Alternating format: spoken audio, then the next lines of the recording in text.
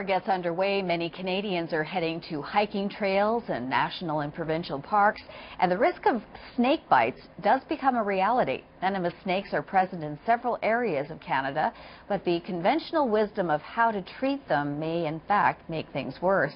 For more on snake bite safety, I'm joined by Andrew Lentini, a zookeeper in the reptile department of the Toronto Zoo. Good to see you. Thanks so much. Good morning. For joining us. I understand you didn't bring a snake with you this morning. No, they're all safe in bed still. It's pretty early for them.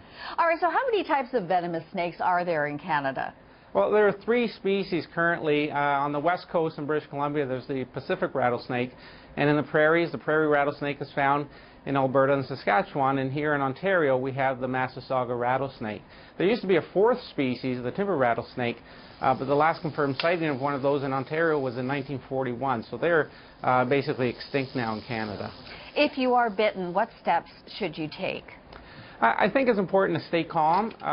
Treatment for snake bite in Ontario is very, very safe and very effective, and typically a full recovery is the outcome.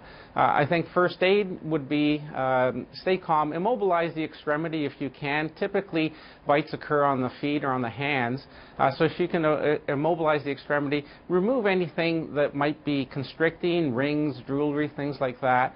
And just get to emergency help. Call 911 and get to a medical facility as quickly and safely as you can.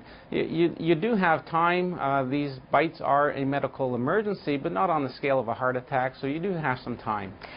We see in the movies where if you're with someone, they'll suddenly start sucking on the bite area to get the venom out. Does that work? No, actually it doesn't.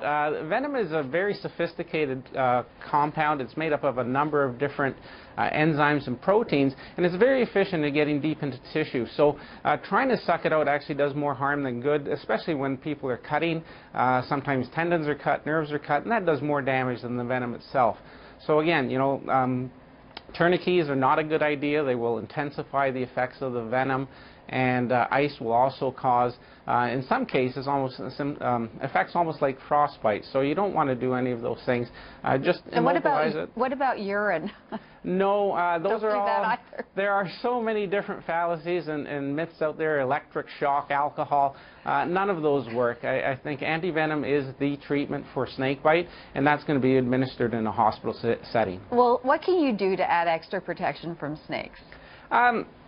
You have to remember, Massasauga rattlesnakes are actually a very shy and secretive animal. They don't want to be bothered. They don't want a confrontation, so they rely on a cryptic patterning to go undetected so they can go about their business and let you go about your business. So when you're in rattlesnake areas, just be aware of where you're putting your hands, where you're putting your feet. Don't walk around barefoot or in sandals in rattlesnake areas, especially at night when you can't see what's on the path, because typically that's how accidental bites occur. People actually step on the animal is in pain, it feels threatened, and it bites in defense.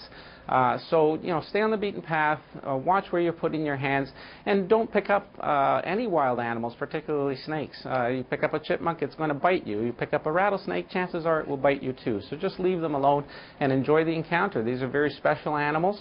We don't have many left, and the ones that are left are facing a lot of trouble. And at the Toronto Zoo, we've been working really hard to save these animals, and we'd like people to just, you know, respect what these animals are, the role that they play in our environment and in the ecosystem, and really appreciate them for the special creatures that they are. All right, Andrew Lentini, a zookeeper in the reptile department of the Toronto Zoo. We appreciate your time. Thanks so much for coming in today. You're very welcome.